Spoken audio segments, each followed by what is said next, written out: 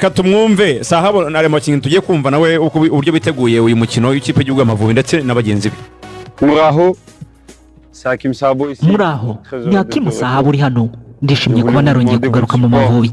Ndabasaba ko mwazaza kudushyigikira. Buri munyarwanda wese uri ku isi yaba ari imbere mu gihugu ndetse no hanze dufite imikino ibiri ikomeye ya Nigeria na Lesotho. Twe nk'ikipe turiteguye, ndakeka ko namwe mwiteguye. Twe twiteguye kubarwanirira tugatsindira iya mikino ibiri. Tuzabaha byose dufite. Buri wese yiteguye guhura na biriya bihugu bibiri.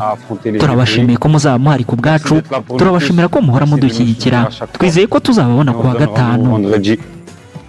Murakoze. Hello everyone, this is George Akwizera. Suhuje buri wese, ni George Akwizera, umukinnyi w'ikipe y'Igihugu y'u Rwanda. Ndashaka gutumira buri wese kuri uyu wa gatanu ko yazaza kudushyigikira. Ubwo tuzaba turimo gukina na Nigeria mu gushaka tike gikombe cy'isi.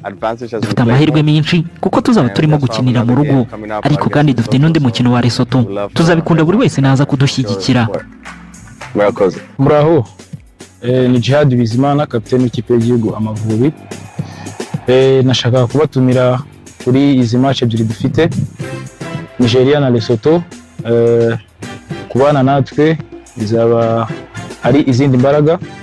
Twabasabaga yuko mwazaza kudushyigikira, natwe turabizeza yuko tuzatanga ibyo dufite byose kugira ngo tubone intsinzi. Murakoze. Yes, ngabura abakinnyi barimo kapiteni Djihad, barimo Sahabo twaganiragaho, barimo ndetse n'aba George n'abandi. Barimo baratumira abanyarwanda kuzaza kubashyigikira. Batwijeje ko bazaduha byinshi cyane. Amavubi afite ibyo kuganiraho n'ubundi n'ejo tuzabiganira.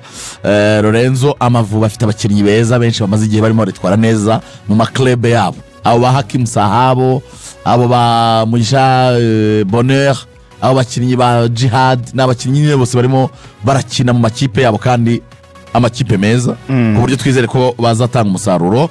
Indi yaputete gato ku Mavubi ubwo abantu bibazaga ngo Ombolenga na Yunusu nyuma wenda yo gushyingura mu bubyeyi wabo bo bihagaze gute. Bakoze imyitozo abahungu ku munsi ejo bakoze imyitozo kabisa furu buzuye neza.